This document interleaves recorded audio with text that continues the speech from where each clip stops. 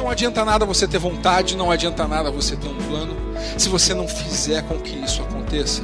Se você não ousar sair da sua zona de conforto para que você possa chegar até onde você quer. Propósito é a razão pela qual cada um de nós faz aquilo que faz. Se eu perguntar para você agora por que é que você faz aquilo que você faz? Por que é que você sai da cama todos os dias de manhã? O triste dessa pergunta é que a maioria das pessoas responde dizendo que sai da cama todos os dias de manhã, única e exclusivamente para trabalhar, trocando tempo por dinheiro, porque precisam de um salário no final do mês. Essa é uma das coisas mais tristes que o ser humano pode fazer com a própria vida. Porque propósito é o que move a humanidade, propósito é o que move as pessoas, propósito é aquilo que coloca brilho nos olhos das pessoas. Quando isso acontece, eu sinto que estou caminhando para construir aquilo que eu chamo de legado. Mas para que isso aconteça, a gente precisa fazer o que eu chamo de desligar o piloto automático. O nosso estado acelerado em função do momento que vivemos no mundo, em função da aceleração tecnológica, em função de tudo que nos cerca. E a única forma de nós entrarmos em contato com aquilo que de mais relevante nós temos em termos de missão na vida é nos oportunizando nesses momentos de parada para pensar a respeito daquilo que queremos e daquilo que temos de prioridades. Aquilo que nos faz humanos em última instância é aquilo que eu chamo de escolhas conscientes. O problema de viver em permanente estado de piloto automático é que nós não fazemos escolhas conscientes. Nós vivemos uma espécie de síndrome de Zeca Pagodinho. Já ouviram falar? Deixa a vida me levar, vida leva. E eu vou vivendo um dia depois do outro sem parar para pensar e para questionar qual é o meu papel. Por que é que eu estou aqui? É por isso que a gente precisa se permitir parar para pensar, parar para olhar para a própria vida e parar para pensar nas escolhas que nós estamos fazendo. Porque quando nós olhamos para as escolhas que fazemos atrás de propósito nas nossas vidas, a gente caminha a passos largos na direção de fazer o que eu chamo de construir um legado. A gente acha que legado tem a ver com grandeza. Não, não tem a ver com grandeza daquilo que se faz lá fora, com a construção de um teatro, de uma ponte, ou seja lá o que for. Legado é a possibilidade que nós temos todos os dias de fazer a diferença na vida de alguém. Legado é a diferença que nós fazemos a cada instante na vida das pessoas que estão à nossa volta. Nós falamos que o que move a mudança é vontade, estratégia e atitude. Mas principalmente aquilo que move a mudança é ter um porquê maior que eu. Quando eu olho apenas para mim, eu limito a minha possibilidade de mudar o que quer que seja. Porque a mudança de verdade acontece quando nós olhamos para o mundo. Uma história que tenha vocês como personagens principais e perguntar se é possível mudar o que quer que seja, eu tenho certeza que vocês vão perceber que é. Porque a mudança só depende de encontrar um porquê que seja maior do que nós.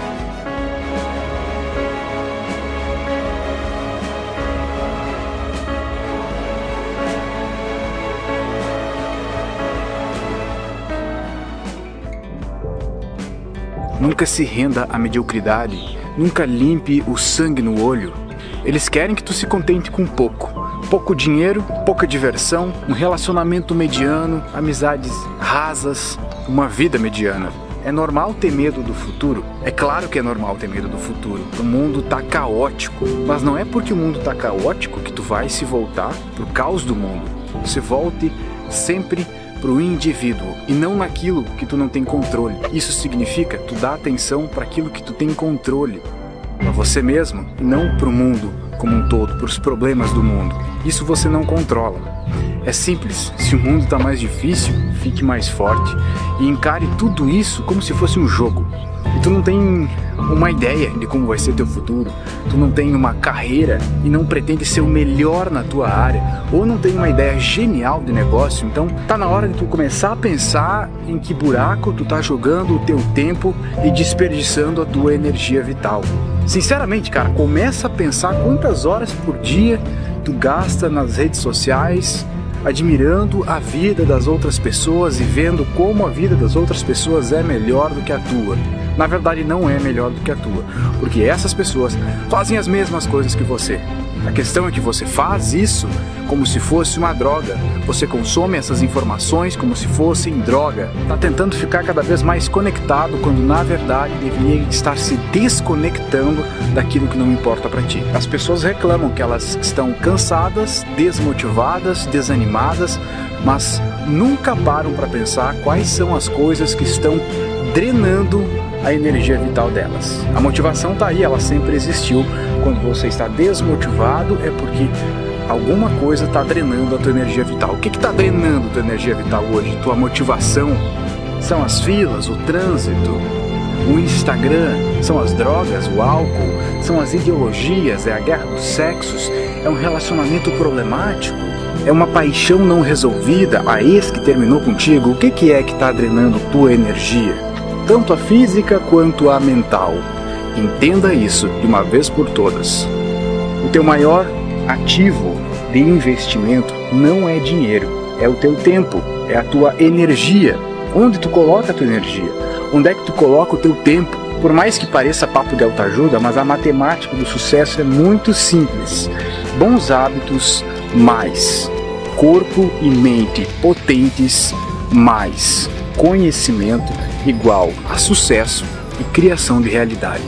E mesmo que vitimismo seja a moda hoje em dia, tu não precisa fazer parte dessa modinha. E nunca se esqueça que quanto mais de baixo você sair, mais consistente será o seu império. Lembre-se que cada dia que você deixar de se preparar, de se estudar, de se dedicar àquilo que você, a atividade que você realiza, é um dia a menos que você tem para se aproximar da realização do seu sonho. Uma das coisas mais interessantes é eu dizer assim, eu tenho que convencê-los diariamente, ou quase diariamente, a fazer algo que eles não querem fazer eventualmente para chegar onde eles querem chegar. O tema não falar um pouquinho disso rapidamente, mas eu digo a vocês, eles têm que primeiro acreditar nisso, sentir que estão crescendo. Eu digo a vocês, a única fonte de satisfação que eu conheço é a sensação de crescimento. Quando eles desenvolvem uma aptidão qualquer, conquistam alguma coisa, estão um senso de alegria, de felicidade, né? Accomplishment, conquista.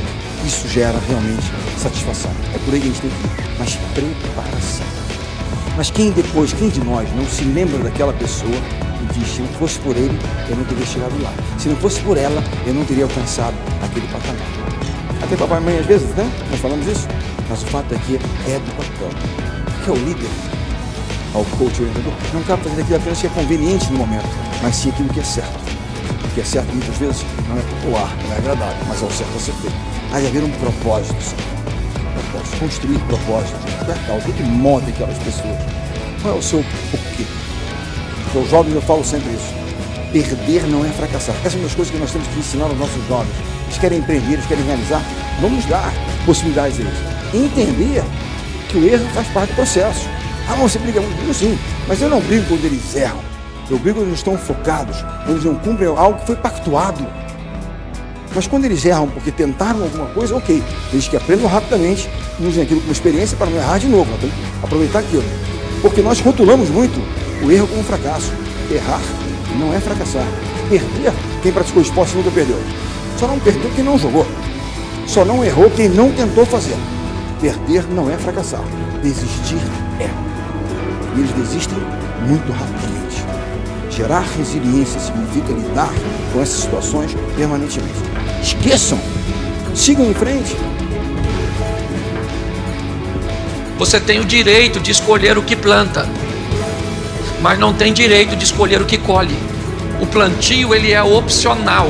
A colheita é obrigatória. Se tu não gosta do que anda colhendo, é só mudar o que tu está plantando. Essa lei de semeadura, eu apenas entendo que eu recebo o reflexo daquilo que eu faço. Então eu preciso definir o que eu quero colher. Eu planto segundo a espécie do que eu quero. Eu quero colher saúde. O que é que eu planto? Uma vida saudável. Está entendendo por que as pessoas estão vivendo uns troços esquisitos? Porque as pessoas são esquisitas. Elas querem retorno desobedecendo princípios. Por que as coisas não acontecem com todos que recebem a mesma semente? Por que é que mesmo a semente sendo a mesma, por que é que mesmo a semente sendo verdadeira, por que é que a semente é poderosa, por que é que num solo ela causa um impacto, no outro solo ela causa outro impacto, no outro ela causa outro impacto? Ou seja, a semente vai encontrando solos diferentes, e sobre cada solo ela reage de uma forma. Mas ela não é a mesma? Pois é, mas os solos são diferentes.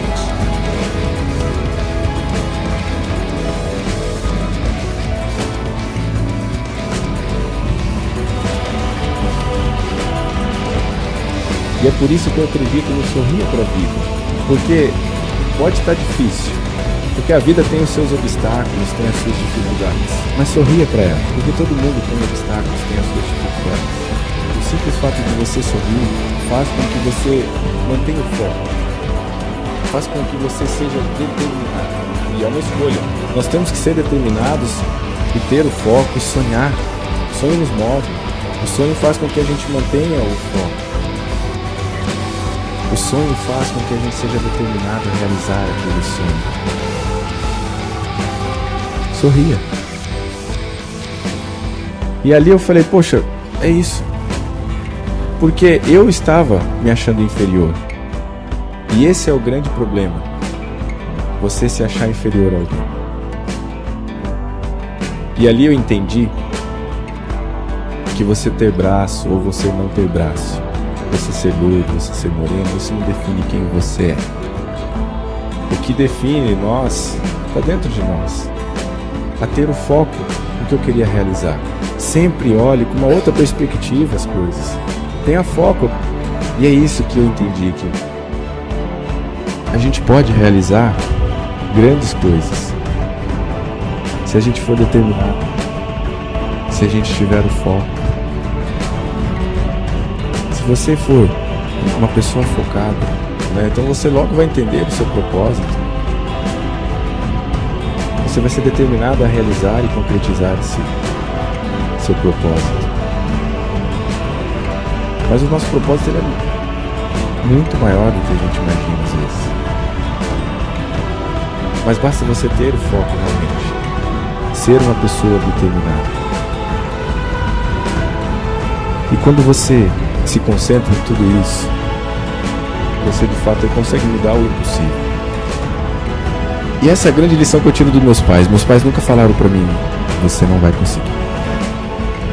Mas a grande sabedoria que meus pais tiveram, para justamente eu entender que nós podemos mudar o impossível. Porque o impossível é uma questão assim que você olha e você já, eu vou conseguir, ou você vai olhar e você não vai ser focado o suficiente, vai falar, não vou conseguir, e aí você não vai conseguir, pode ser uma coisa simples.